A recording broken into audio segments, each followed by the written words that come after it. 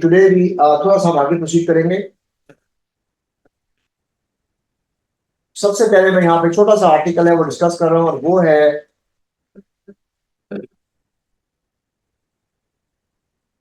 What is prefixes. What is a prefix?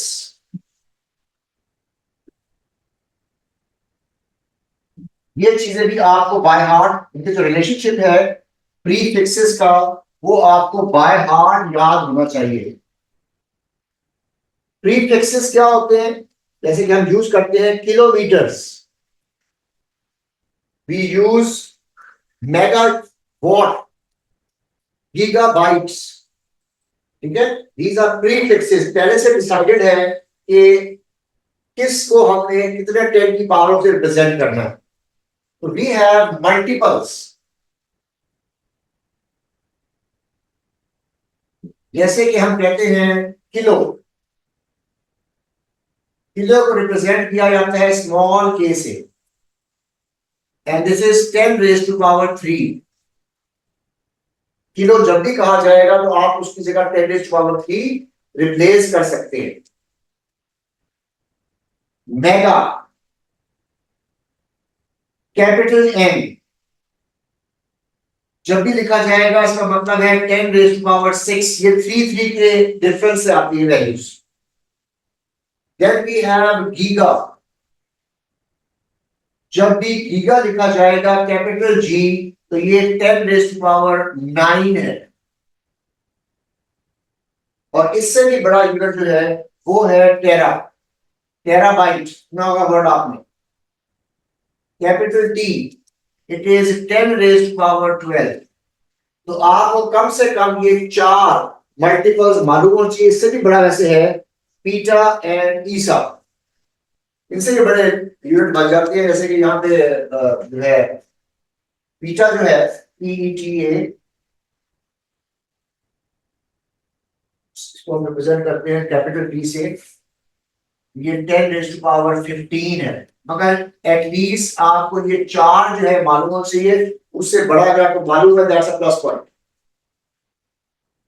अब आते हैं सब मल्टीपल्स।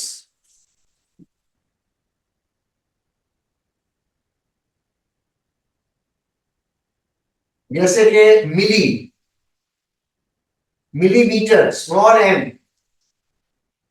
10 raise to power -3।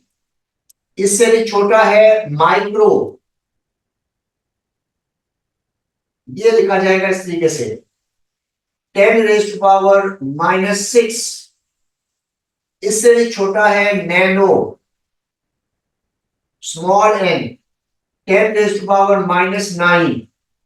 और इससे भी छोटा है pico, small p, 10 raise to power -12। तो कम से कम आपको 4 मल्टीपल्स और 4 सब मल्टीपल्स मालूम होना चाहिए। अब जहां भी ये वैल्यू लिखी होगी और आपने ऐसा यूनिट में कन्वर्ट करना है, फॉर एग्जांपल आपके पास दिया हुआ है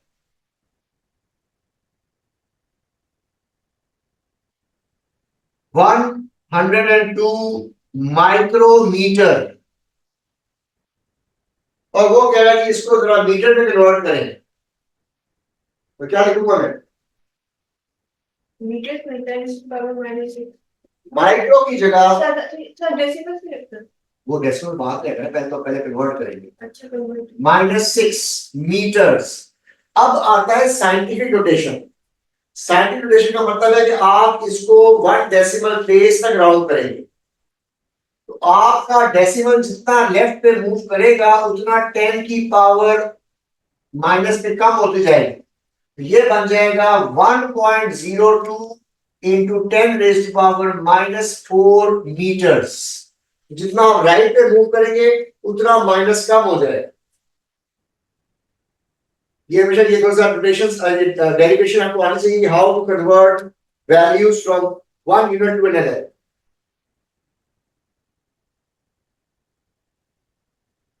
अगर लिखा गया हो 55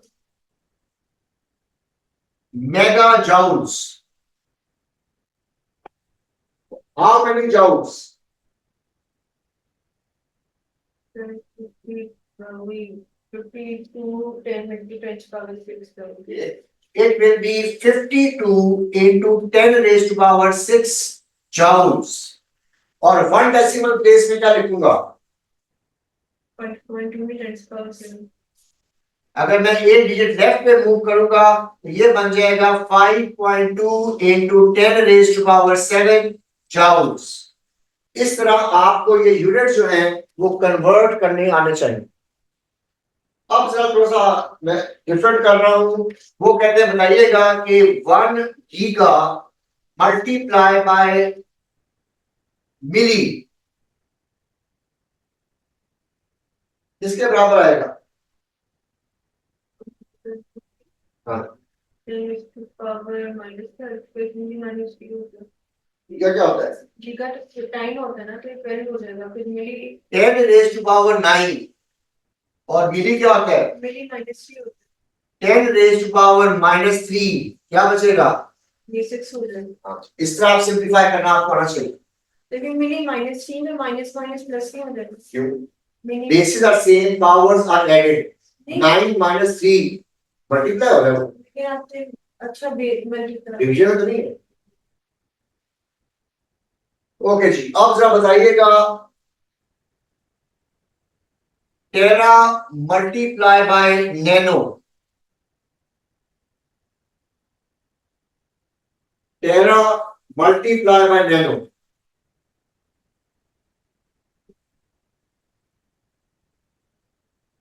ये अच्छी हो जाएगा.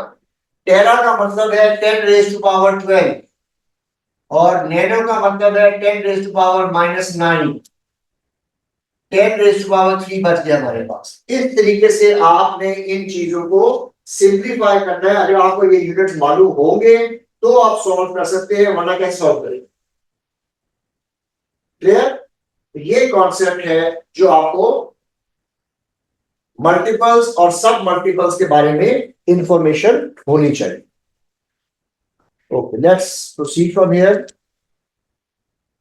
एक आधा क्वेश्चन और कराता हूं आपको, उसके बाद फिर हम आगे प्रोसीड करेंगे.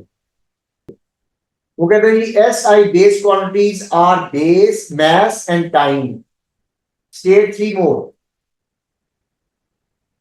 टेम्परेचर लाइट इंटेंसिटी और करंट, लेंथ,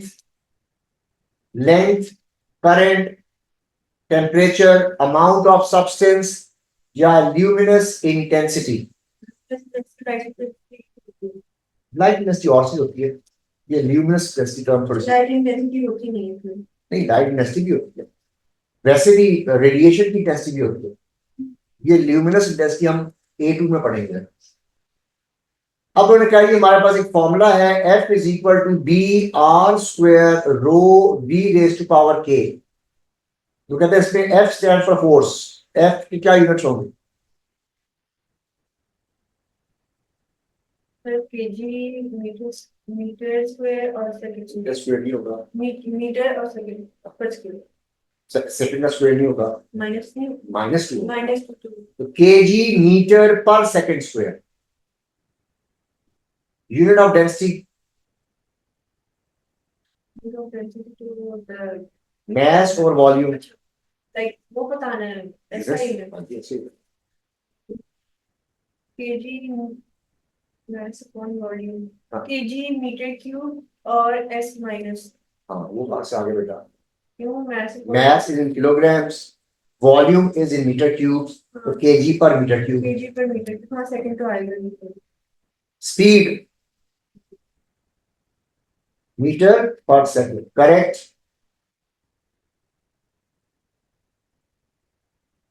अब वो कहता है जी हमारे पास जो इक्वेशन दी हुई है उसमें b एक कांस्टेंट है with no units, k is also a constant with no units. आपने बताना है कि k की वैल्यू क्या हो. तो जब भी इसका क्वेश्चन आता है तो आपका पहला स्टेप क्या होगा? मैं वो बोर्ड पे सॉल्व कर रहा हूं. आप अपना फॉर्मूला लिखेंगे सबसे पहले, जैसे कि मैं लिख रहा हूं F is equal to B R square rho B raise to power K. पहला स्टेप यही है. उसके बाद आपने रिस्पेक्टिव यूनिट्स मेंशन करने हैं। एफ की जगह आ जाएगा kg/m-3, सॉरी kg मीटर पर सेकंड स्क्वायर, फोर्स है। B, no units to neglected, radius metre square, density kg/m-3, velocity metre पर सेकेंड, और इसकी पावर है k। जब भी ये क्वेश्चन आता है पहला स्टेप यही है कि आपने रिस्पेक्टिव यूनिट मेंशन कर देते हैं। Once you have mentioned it, जो सिंप्लीफाई होता है वो सिंप्लीफाई कर देंगे। ये देखिए मीटर से केजी से केजी कट जाएगा, लेफ्ट साइड पे आ रहा है ms-2, और राइट साइड पे मीटर इंटू m बन जाएगा m-1 into ms-1 raise to power k।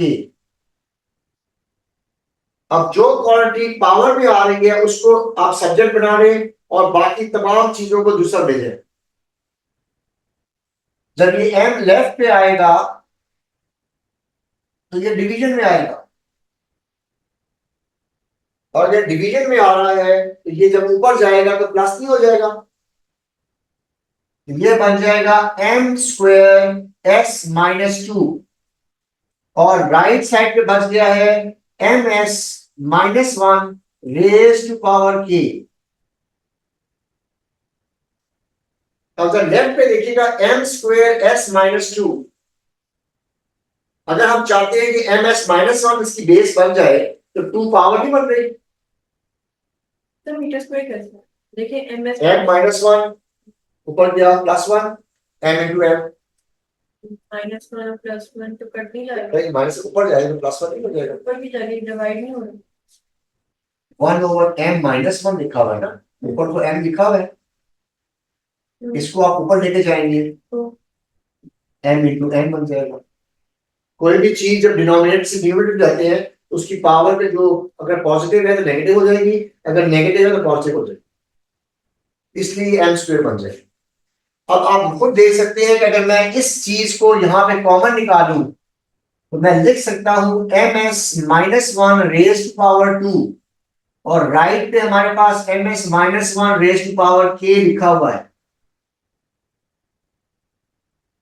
तो comparing the two values I can say that k comes out to be equal to 2। इस तरीके से आपने इक्वेशन को, जो अननोन वैल्यू है उसको एक तरफ कर देना है और बाकी तमाम यूनिट्स को सिंप्लीफाई करना है, तो ऑटोमेटिकली आपको नजर आएगा कि जब बेसिस सेम करेंगे आप तो जो दोनों की पावर होगी वो इक्वल हो जाएगी, तो वहां से आपके पास अननोन वैल्यू जो है वो कैलकुलेट हो जाएगी। कैसे आएगा?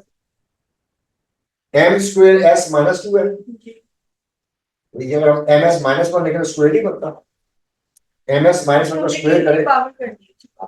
पावर कर देगा, क्लियर। यहां से हमारे पास k की वैल्यू 2 आ।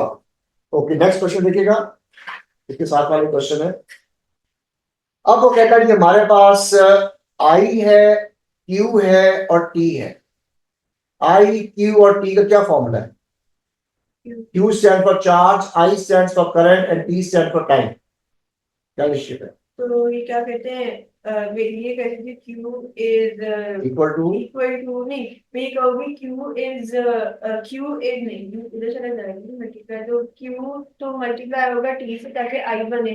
I का फॉर्मूला होता है नहीं, Q इक्वल टू IT होता है ना, Q equal to IT। Q जो IT का है हाँ, तो I T तो फिर इनवर्सिव फॉर्मूला। अच्छा, ये फॉर्मूला बताना है। अच्छा, स्ट्रेट वे आप कह सकते हैं it is Q is equal to IT या I is equal to Q over T। एक बता दो, कोई एक फॉर्मूला बता दो जो Q I और T को रिलेट करता है। फिर वो कहता है कि बताइएगा इनमें से कौन कौन सी बेस क्वांटिटीज है? INT only I and T।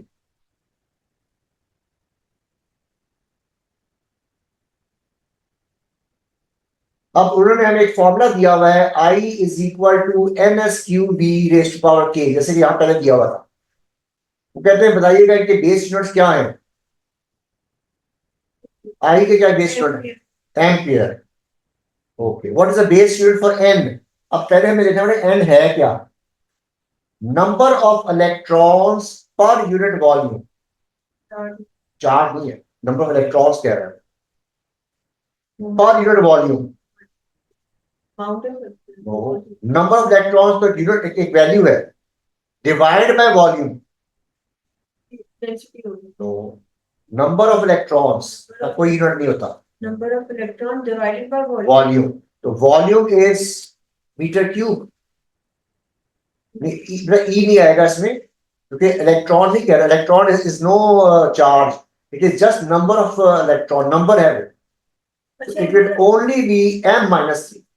अच्छा तो डिवाइड नहीं हो रहा, डिवाइड हो रहा है ना, number of electrons 1 over n cube 1 over m cube होगा ना, उसको m-3 लिख सकते हैं, तो unit for m becomes m-3, volume divide में आ रहा है, S is cross sectional area, area of metre cube हो गया, metre cube metre square, square, metre square, charge,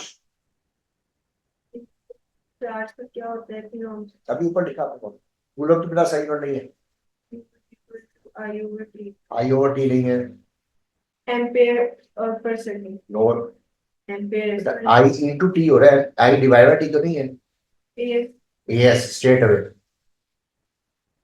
ampere multiply by second है इसलिए एम्पियर सेकंड है, आई ओवर टी नहीं है, it is I multiply by T है, तो ampere second, speed, मैं क्यों को ना आईओटी से डिवाइड ये फॉर्मूला दिमाग में रखना, क्यू जो आई टी है, I is Q O T होता है, तो हमें तो क्यू निकालना है।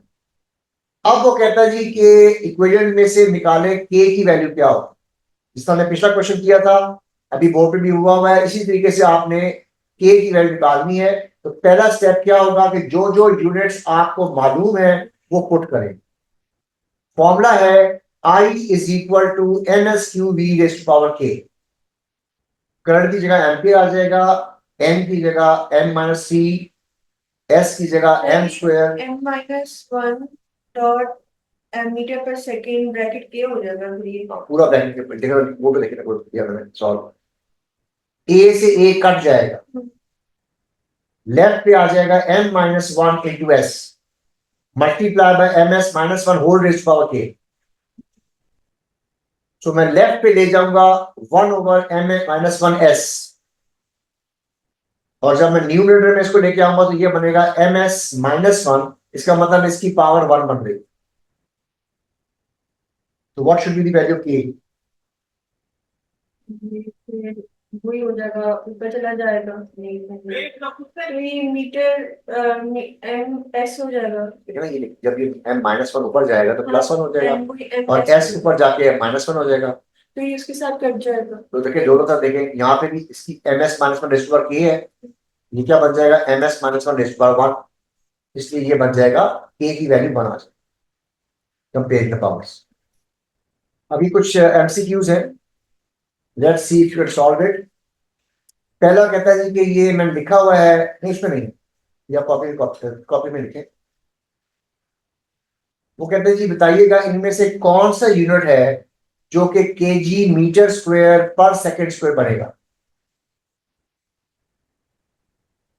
जाउल, न्यूटन, पास्कल या वॉट, एफएमडी क्या होता है, वर्क का क्या होता है, फोर्स का इसमें आता है, केजी मीटर पर सेकंड स्क्वायर मल्टीप्लाई मीटर करेंगे आता है आंसर, तो स्ट्रेट अवे आप देखिए वर्क जाउल जो है तो क्या बनता है, मल्टीप्लाई करेंगे आंसर आ गया, न्यूटन जो है वो केजी पर मीटर क्यूब पर मीटर स्क्वायर ही बनेगा, तो वो तो नहीं बन रहा ना, हाँ जी जॉल बिल्कुल सही है, पास्कल करेंगे तो उसका भी कुछ और आंसर आएगा, फोर्स ओवर एरिया वो केजी m-1 s-2 बनता है, इसी तरह वॉट भी कुछ और यूनिट बनेगा, ये नहीं बनेगा, तो आपने इंडिविजुअल तमाम चारों में से बारी बारी करना, ये तो फर्स्ट टाइम पे ही हमारी ट्राई में हमारी लक थी कि पहला ही जॉल निकल आया। अच्छा जी, अब वो कहता है कि हमारे पास ल्यूमिनोसिटी है, ठीक है, वो कहते हैं बताइएगा what is the SI unit for luminosity, ये कोई टर्म है, फॉर्मूला दिया हुआ है 4πr², ये दिया हुआ है न्यू सिग्मा दिया हुआ है वॉट पर मीटर स्क्वायर पर केल्विन 4, इसका उन्होंने यूनिट खुद दे दिया आपको। और टी स्टैंड फॉर टेम्परेचर, तो कहते हैं आपने एल का यूनिट बताना है, ये सिंप्लीफाई करना। आर की जगह मीटर स्क्वायर आ जाएगा, स्क्वायर तो और सिग्मा की जगह वॉट पर मीटर स्क्वायर पर केल्विन स्क्वायर आएगा। पर वॉट को भी हमें कन्वर्ट करना पड़ेगा, क्योंकि watt is not SI unit, metre, watt is power. तो एक तो एनर्जी ओवर टाइम का फॉर्मूला इस्तेमाल करके फिर वॉट का भी यूनिट निकालेंगे। वॉट तो हमें पता है कि जी एम स्क्वायर और एस माइनस स्क्वायर, तो ये एस माइनस 3 हो जाएगा। नहीं, ये तो वॉट थोड़ी है, जाउल। नहीं, वॉट ये होता है ना एनर्जी ओवर टाइम, तो जाउल तो हमारे पास आ गया, एम हाँ एस माइनस सी आ जाएगा, बिल्कुल सही। तो यहाँ पे पहला स्टेप यही है कि आप रिस्पेक्टिव जितने भी यूनिट है वो लिखते हैं। आर की जगह आ जाएगा मीटर स्क्वायर, और सिग्मा की जगह वॉट पर मीटर स्क्वायर पर केल्विन 4, और टी 4 केल्विन 4 बन जाता है। टेम्परेचर केल्विन में है ना, लेकिन मैंने ये डब्ल्यू को पेज में डाल ये डब्ल्यू मीटर पर मीटर स्क्वायर पर केल्विन 4 ये लिखा था। डब्ल्यू डाल, ये डब्ल्यू के बगैर डब्ल्यू आ गया ना, डब्ल्यू आगे सिंप्लीफाई करना पड़ेगा ना आपको। तो मैं सिंप्लीफाइड ही करके लिखूं। पहले आप पहले जो वैल्यू वो लिखे, मैंने एम स्क्वायर लिखा है, फिर केजी मीटर स्क्वायर और एस माइनस 3 लिखा है। तो एंड में वही बचेगा ना। अब देखें, अब मैंने ध्यान नहीं दिया, मैंने वॉट लिख दिया है। अब नेक्स्ट स्टेप में वॉट की जो आप बता रही हैं मैं वो पुट कर दूंगा। अब इसमें जो जो चीज कैंसिल आउट होती है वो कैंसिल कर दें। मीटर स्क्वायर एम माइनस 2 से कट जाएगा, केल्विन माइनस 4 केल्विन प्लस 4 से कट जाएगा, तो एल स्ट्रेट में वॉट बन जाएगा। और वॉट क्या होता है, एनर्जी ओवर टाइम। एनर्जी ऊपर निकाला हुआ है अभी हमने, उसको आपने टाइम से डिवाइड कर देना है, तो वही आंसर बच जाएगा आपके पास। अब नेक्स्ट इक्वेशन में कहते हैं आपने एन की पावर बतानी है।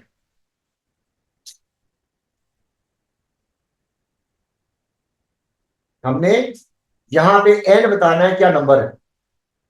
ये बिल्कुल वैसे ही क्वेश्चन है, अभी हम 2 क्वेश्चन किए थे कि पावर क्या है। यहां पे भी हमने एन की पावर बतानी है, और उन्होंने बता दिया है कि C D has no units, तो हम सी डी की जगह यूनिट खत्म कर देंगे। ये इक्वेशन में वी एन को मैं सब्जेक्ट बना रहा हूं।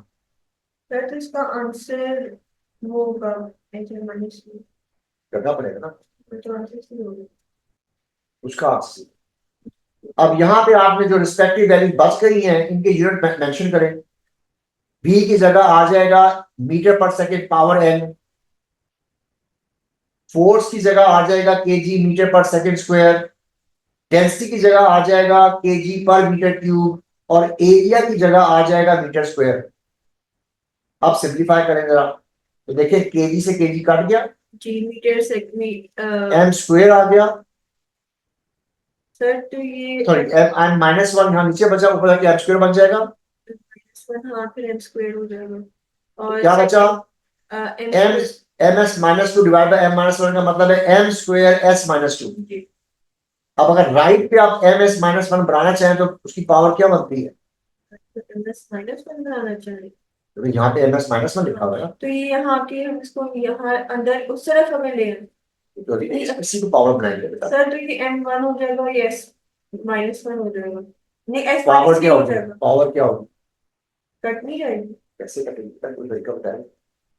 मैथमेटिक्स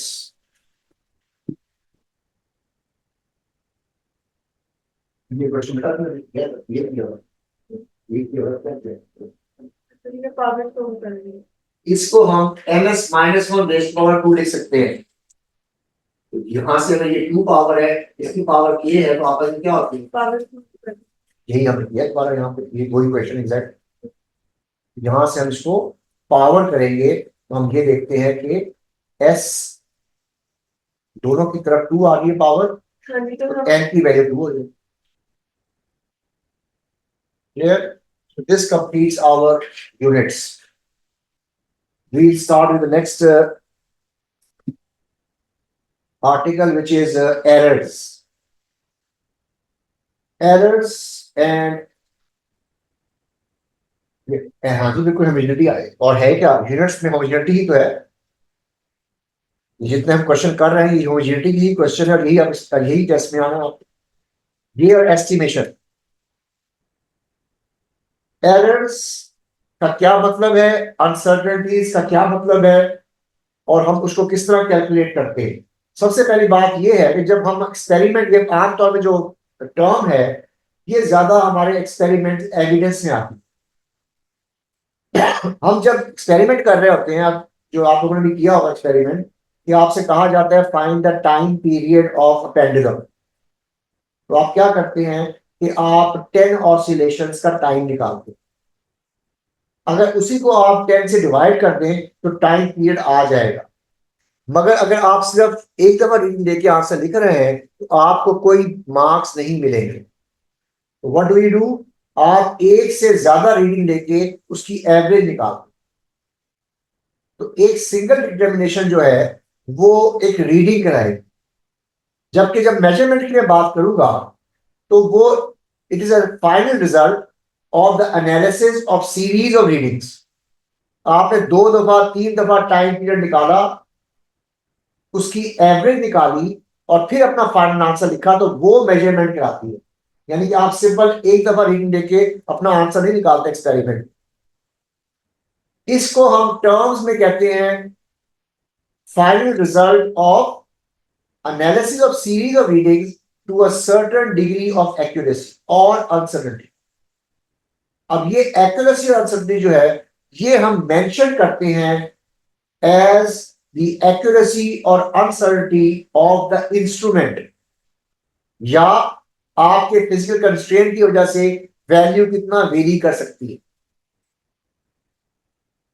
तो मतलब ये, अगर आपको मैं कहता हूं कि आपने लेंथ ऑफ अ टेबल निकालना है, आप कहते हैं कि मेरा आंसर आ रहा है 1.35 सेंटीमीटर, 1.35 मीटर, या आप कहते हैं कि मेरा आंसर आ रहा है for example length of the laptop screen, आप कहते हैं कि मेरा आंसर आ रहा है 35.5 सेंटीमीटर। अगर आप सिर्फ 35.5 लिखेंगी तो आपका आंसर करेक्ट कंसिडर नहीं किया जाएगा। अगर आप रूलर इस्तेमाल कर रही हैं तो आप लिखेंगी 35.5 plus minus 0.1 which is your accuracy of the ruler. यानी कि अपने आंसर के साथ जो इंस्ट्रूमेंट यूज कर रहे हैं आप उसकी एक्यूरेसी भी लिखनी है, तब वो आपकी मेजरमेंट बनेगी। 1.35 मीटर, फिर उसके साथ आपको अगर रूलर तो 0.1 तक करते हैं, अगर रूलर इस्तेमाल करें तो 0.1 तक लिखेंगे आप। 35 सेंटीमीटर सही नहीं है, आप लिखेंगे 35.0 प्लस माइनस 0.1 सेंटीमीटर। ठीक है, क्योंकि बेसिकली आपने अपने इंस्ट्रूमेंट की एक्यूरेसी भी बतानी होती है मेजरमेंट के अंदर, यहां पे यही चीज काउंट होगी। जैसे कि रूलर है, इसकी एरर जो है वो 0.1 सेंटीमीटर है। अगर आप वर्नियर कैलिपर इस्तेमाल कर रहे हैं इसका एरर 0.01 सेंटीमीटर है। अगर आप माइक्रोमीटर इस्तेमाल कर रहे हैं इसका एरर 0.01 मीटर है। अगर आप स्टॉप वॉच इस्तेमाल कर रहे हैं इसका एरर 0.1 सेकेंड है। अगर आप प्रोटेक्टर इस्तेमाल कर रहे हैं डी, कोई एंगल नाप रहे हैं, इसका एरर 1 डिग्री या 0.5 डिग्री है, मतलब आमतौर में हम 1 डिग्री कहते हैं। वोल्ट मीटर एमीटर का 0.1 वोल्ट या 0.1 एम्पियर यूज करते हैं। ये कुछ वैल्यूज है जो आपको पहले से मालूम होनी चाहिए। अब अगर फॉर एग्जाम्पल मैं मीटर रूल इस्तेमाल कर रहा हूं तो मेरा आंसर आ रहा है 34.7। अगर मैं सिर्फ 34.7 लिखूंगा तो वो मेजरमेंट नहीं है, मुझे इसके साथ इसकी एक्यूरेसी भी लिखनी पड़ेगी 0.1 सेंटीमीटर। वो मुझे कैसे मालूम हुआ, बिकॉज मीटर रूल की एक्यूरेसी 0.1 होती। अगर मैं लेंथ को एल से रिप्रेजेंट कर रहा हूं तो एरर को, एक्यूरेसी को या अनसर्टेनिटी को ट्राइंगल एल से रिप्रेजेंट करूंगा, इसको हम कहते हैं डेल्टा एल। आई बात समझ? तो आपने ये वैल्यू बताई है और साथ में डेल्टा एल मेंशन किया है, वो उसकी एक्यूरेसी है। उसी को हम अनसर्टेनिटी कहते हैं, उसी को हम एरर कहते हैं। ये तीनों चीजें का एक ही मतलब है, डेल्टा एल। इंस्ट्रूमेंट का एरर या उसके साथ आपकी जो फिजिकल कंस्ट्रेंट्स हैं उसकी वजह से जो एरर आ रहा है वो ऐड करेंगे। So my readings, final reading will be 34.7 plus minus 0.1 centimetre. ये मेरा फाइनल आंसर होगा। अगर मैं सिर्फ 34.7 लिखूंगा तो गलत होगा। अगर मैं यूज कर रहा हूं माइक्रोमीटर और मैं आंसर लिख रहा हूं 3.62 प्लस माइनस 0.01, तो what is my reading and what is my accuracy? आपकी रीडिंग तो एक्यूरेसी तो आपकी थोड़ा सा आप 2 डेसिमल प्लेसेस ही लिख रही है। एक्यूरेसी क्या होगा? अच्छा अभी ये बोल रहे हैं 3.6 वो मेरी वैल्यू है। 0.0। हाँ, इसमें जो रीडिंग है वो 3.62 है और जो एक्यूरेसी है वो 0.01। तो अगर आपको रीडिंग दे दी जाए, आपसे कहा जाए व्हाट इज द वैल्यू, तो आप कहेंगे जी 3.62। और अगर आपसे कहा जाए कि एक्यूरेसी क्या है तो वो प्लस माइनस 0.01 है। इसको कहते हैं एब्सोल्यूट एरर। एक्यूरेसी भी कह सकते हैं इसको, और इसको एब्सोल्यूट एरर भी कह सकते हैं। अगर मैं यहाँ पर डी यूज कर रहा हूं तो एक्यूरेसी के लिए मैं ट्राइंगल डी, इसको मैं मैथमेटिकली कहता हूं डेल्टा डी, वो मैं मेंशन करूं।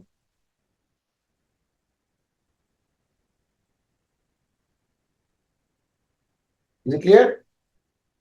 अब फॉर एग्जांपल यहां पे मैं टर्म यूज कर रहा हूं अनसर्टी या एब्सोल्यूट एरर, वहां पे मैंने एक्यूरेसी कहा था।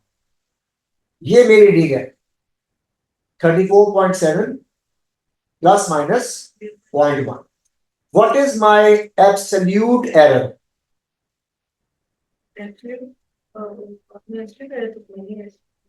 एब्सोल्यूट एरर, अनसर्टेनिटी, एक्यूरेसी, ये तमाम एक ही चीज के नाम हैं। अच्छा 0.1। हाँ, absolute error is plus minus 0.1 centimetre. अब ये टर्म्स याद करनी है कि जब मैं कहूंगा कि what is the absolute error, तो जो चीज आप प्लस माइनस में लिख रहे हैं वही आपका एब्सोल्यूट एरर होगा। दूसरी चीज आपको जो मालूम होनी चाहिए वो है फ्रैक्शनल एरर।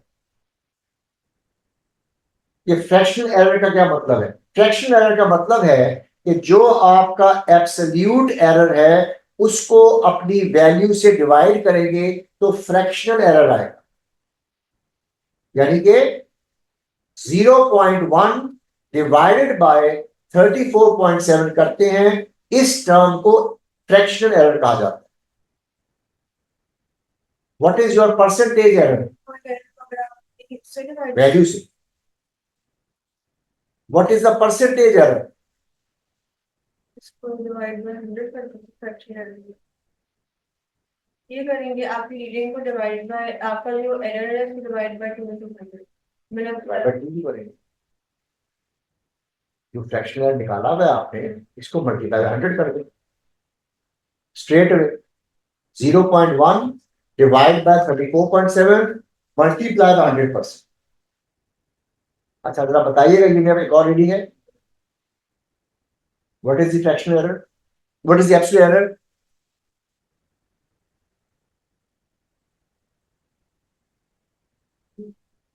0.2 ले सकते हैं या 0.29 ले सकते हैं।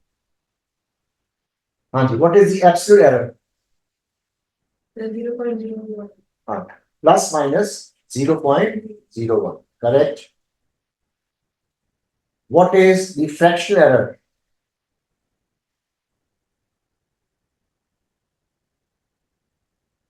सिर्फ बताना मुझे, वैल्यू निकाल दो। अच्छा बताना है तो 0.01 डिवाइड बाय ये 3.62। Correct. And what is your percentage error? ये इनको मल्टीप्लाई करना है। ठीक है, ये बेसिकली हमने कैलकुलेशंस करनी है।